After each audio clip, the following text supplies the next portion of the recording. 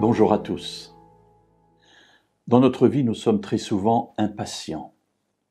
Impatients notamment en ce qui concerne la conversion de nos proches. Bien sûr, nous aimerions qu'ils avancent, qu'ils vivent une vie nouvelle, une vie faite de bonheur. Et lorsque nous les voyons galérer dans leur vie, eh bien nous nous disons, mais quand est-ce qu'ils écouteront la voix de Dieu? Quand est-ce qu'ils comprendront?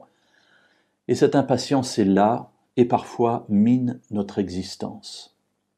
Pour autant, le temps de Dieu n'est pas toujours le temps de l'homme, loin s'en faut. Et la Bible regorge d'expériences qui nous montrent cela. Je voudrais partager l'une d'entre elles avec vous aujourd'hui, et on la trouve dans l'Évangile selon Marc au chapitre 15 et au versets 42 et 43. Nous nous trouvons à ce moment-là, juste après la mort de Jésus. Jésus est encore en croix, et il va se passer un événement particulier que je trouve intéressant dans le contexte de notre réflexion d'aujourd'hui. Le soir était déjà là, et comme c'était la préparation, c'est-à-dire la veille du Shabbat, Joseph d'Arimathée, membre distingué du conseil, qui lui-même attendait aussi le royaume de Dieu, arriva. Il eut le courage de se rendre chez Pilate pour lui demander le corps de Jésus.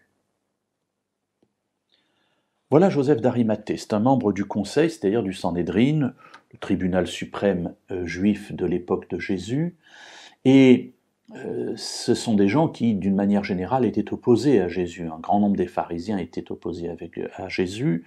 On a bien Nicodème, mais qui était venu de nuit en rasant les murs pour le rencontrer, et puis Joseph d'Arimathée, dont on n'a jamais entendu parler, et qui tout d'un coup, alors que Jésus vient de mourir, va se révéler comme un disciple de Jésus. Le texte nous dit qu'il était membre distingué du conseil, et sans doute que sa position sociale, sa position dans ce fameux Sanhédrin, l'ont amené à hésiter à se dévoiler. Mais il le dit, le texte le dit, il attendait le royaume de Dieu. Et cet homme, à un moment donné de sa vie, parce qu'il y a eu un événement extraordinaire, qui est celui, évidemment, de la mort de Jésus, change de cap et se dit, maintenant est venu le temps de dire ouvertement ce que je suis. Alors il se rend vers Pilate pour demander le corps de Jésus et ainsi se révéler comme disciple. Il eut le courage de le faire. Alors moi, cela me donne beaucoup d'espérance, parce que parfois je parle et j'ai l'impression de parler à des murs. Parfois, j'amène des réflexions que j'estime être très construites et ça ne fait strictement rien dans l'auditoire. Et je peux parfois me désespérer. Et Dieu me dit, ne t'inquiète pas, ton temps n'est pas le mien. Ton temps n'est pas celui des personnes auxquelles tu t'adresses. Ce que tu dois faire, c'est dire les choses, semer, et cela portera du fruit en son temps.